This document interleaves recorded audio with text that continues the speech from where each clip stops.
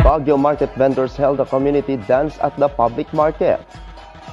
Santo Niño, an inspiration for all Catholics, according to Archbishop Uy. Missing 19-year-old young man after kayak cups, search continues. And the red alert at Makati Med.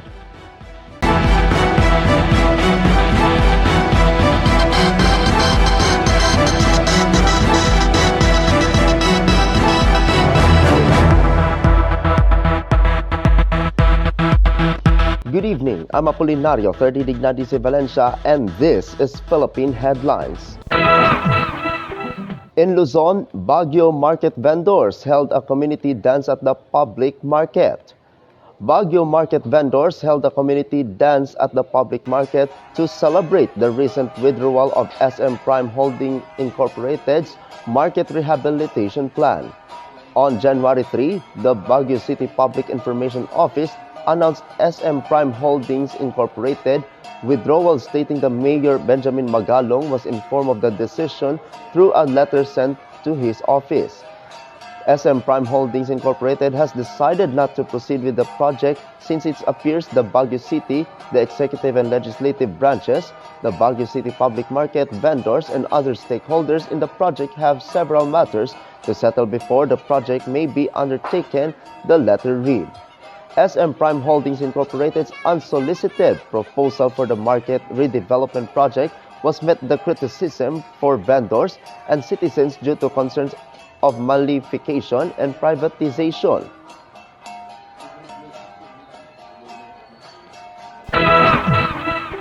In Visayas, Santo Niño, an inspiration for all Catholics, according to Archbishop Uy. As devotees prepare for the annual Fiesta Señor, Cebu Archbishop Alberto Abet Uy reflected on the role of the Holy Child as a unifying figure in the Catholic faith. In a social media post, the Archbishop explained how the Santo Niño is the God who comes close, with the child Jesus serving as a reminder for the Lord's closeness and compassion. The Archbishop said the Santo Niño teaches Catholics that true greatness is found in humility and service, rather than power, wealth, or status. Similarly, he noted how true devotion of the Holy Child means being with the marginalized, just as Jesus stood with those who have little power or voice.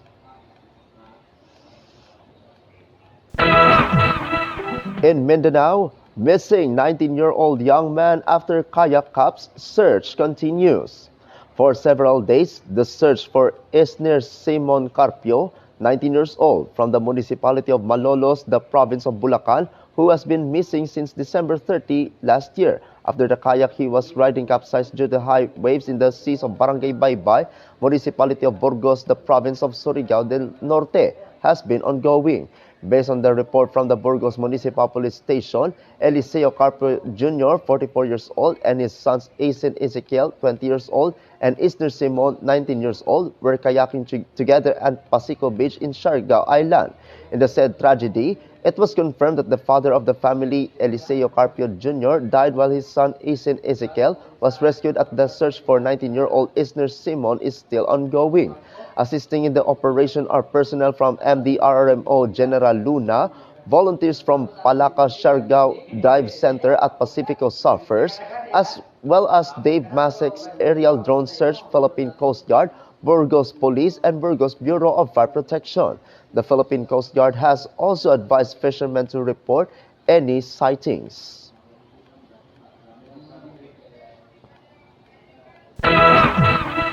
In the other news, the red alert at Makati Med. Makati Medical Center has turned on its red lights to indicate a critical blood shortage, urging the public to donate. In a Facebook post last January 3, Makati Med said its blood supply is currently low and donors are urgently needed as the new year begins. The hospital reiterated at the one blood donation can save up to 3 lives. Those willing to donate may visit the Makati Med Blood Bank on the second floor, Tower 2, which is open daily from 8 a.m. to 10 p.m.